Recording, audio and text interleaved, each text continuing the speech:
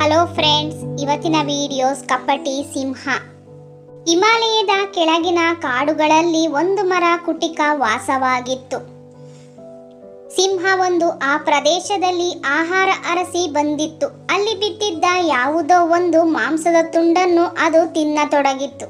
ಹಾಗೆ ತಿನ್ನುವಾಗ ಒಂದು ಎಲುಬಿನ ತುಣುಕು ಸಿಂಹದ ಗಂಟಲಲ್ಲಿ ಸಿಕ್ಕಿಕೊಂಡಿದ್ದರಿಂದ ಸಿಂಹದ ಗಂಟಲು ಊದಿಕೊಂಡು ನೋವು ಹೆಚ್ಚುತ್ತಾ ಹೋಯಿತು. ಆ ದಾರಿಯಲ್ಲಿ ಹಾರುತ್ತಿದ್ದ ಮರಕುಟುಕನಿಗೆ ಸಿಂಹದ ನರಳಾಟ ಕೇಳಿಸಿತು. ಸಿಂಹವನ್ನು ಕಂಡು ಮಹಾರಾಜ, ಏನು ಸಂಗತಿ ಎಂದು ವಿಚಾರಿಸಿತು. ಏನಿಲ್ಲ, ನನ್ನ ಗಂಟಲಿನಲ್ಲಿ ಒಂದು ಎಲುಬಿನ ತುಂಡು ಸಿಕ್ಕಿಕೊಂಡಿದೆ ಎಂದಿತ್ತು ಸಿಂಹ ಬಿರುಸು ಧ್ವನಿಯಲ್ಲಿ. ಚಿಂತೆ ಬಿಡು, ನಾನು ತೆಗೆಯುವೆ. ಆದರೆ ತೆಗೆದ ಬಳಿಕ ನೀನು ನನ್ನನ್ನು ನುಂಗಿದರೆ ಎಂದಿತು ಆ ಮರದ ಕುಟಿಕ. ಆ ಭಯವನ್ನು ಬಿಟ್ಟು ನನಗೆ ಉಪಕಾರ ಮಾಡು. ನನಗೆ ಸಹಿಸಲಾರದ ನೋವು. ನಿನ್ನನ್ನು ಖಂಡಿತವಾಗಿಯೂ ತಿನ್ನುವುದಿಲ್ಲ ಎಂದಿತು ಸಿಂಹ. ಆದರೂ ಮರಕುಟಿಕನಲ್ಲಿ ಅಳುಕಿತ್ತು. ಅದು ಸಿಂಹವನ್ನು ಮಲಗಲು ಹೇಳಿತ್ತು. ಒಂದು ಕೋಲನ್ನು ಪಕ್ಷಿ ತಂದು ಸಿಂಹದ ಬಾಯೊಳಗೆ ಅಡ್ಡ ಇಟ್ಟು ಬಾಯಿ ಮುಚ್ಚದಂತೆ ಮಾಡಿ ಗಂಟಲಿನಲ್ಲಿ ಸಿಕ್ಕಿಕೊಂಡಿದ್ದ ಎಲುಬನ್ನು ಹೊರಕ್ಕೆಳೆದು ತೆಗೆಯಿತು. ಆಗ ಸಿಂಹ ನೋವಿನಿಂದ ಪಾರಾಯಿತು.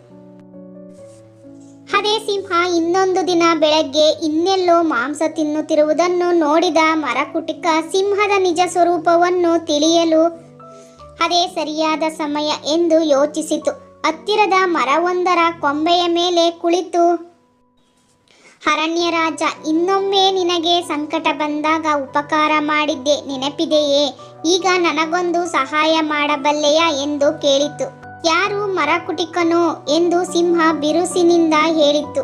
ಆ ದಿನ ನನ್ನಂತಹ ಕ್ರೂರ ಮೃಗದ ಬಾಯಿಯಿಂದ ನೀನು ಪಾರಾದೆಯಲ್ಲ, ಆ ಉಪಕಾರವನ್ನು ನೀನು ನೆನೆಯಬೇಕು. ಅದನ್ನು ಬಿಟ್ಟು ಇನ್ನು ಸಹಾಯ ಬೇಡುತ್ತಿದ್ದೀಯಲ್ಲ ಎಂದು ಹೇಳಿತು ಸಿಂಹ. ಈ ಮಾತನ್ನು ಕೇಳಿದ ಮರಕುಟಿಕ, ಕೃತಜ್ಞತೆ ಇಲ್ಲದವರಿಗೆ ಸಹಾಯ ಮಾಡಬಾರದು ಎಂದು ಅಲ್ಲಿಂದ ಹೊರಟು ಹೋಯಿತು. ಈ ವಿಡಿಯೋಸ್ ನಿಮಗೆ ಇಷ್ಟವಾದರೆ ಲೈಕ್ ಮಾಡಿ, ಶೇರ್ ಮಾಡಿ, ಸಬ್ಸ್ಕ್ರೈಬ್ ಮಾಡಿ. Thank you.